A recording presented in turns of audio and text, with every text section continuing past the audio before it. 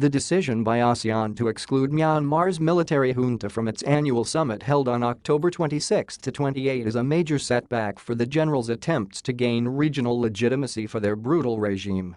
Ever since it seized power by toppling the democratic government of Aung San Suu Kyi in February, the junta has unleashed a reign of terror claiming an estimated 1,000 lives.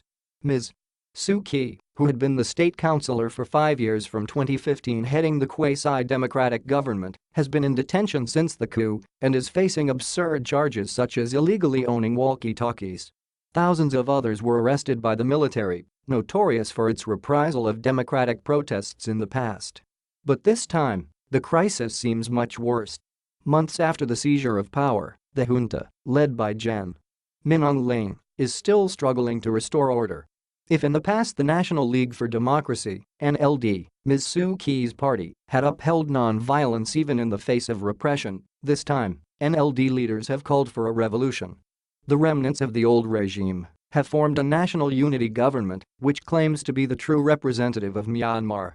In cities, protests slid into armed fighting between pro-democracy protesters and security personnel, while in the jungles, anti-junta groups joined hands with rebels for military training. The situation was so grave that the UN Special Envoy warned this month that Myanmar had descended into a civil war.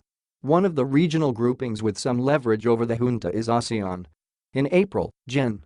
Min Aung Hlaing was invited to Jakarta for emergency talks with ASEAN members.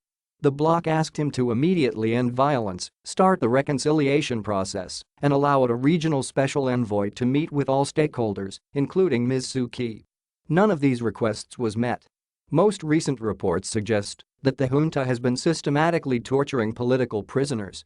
A special envoy was appointed as part of the ASEAN plan, but he was not allowed to meet Ms. Suu Kyi. Regime violence, political crises and strikes and counterattacks by protesters have all pushed Myanmar to the brink of collapse. According to the UN, some 3 million people are in need of life-saving assistance because of conflict, food insecurity, natural disasters and COVID-19. Still, the generals do not show any signs of compromise and are not even ready to talk with the NLD. Violence might allow them to hold on to power for now, but that is not sustainable. The ASEAN snub is a reminder that continuing violence could cause regional isolation of the regime, which could worsen the crisis. The international community should continue to put pressure on the junta and urgently start a reconciliation process.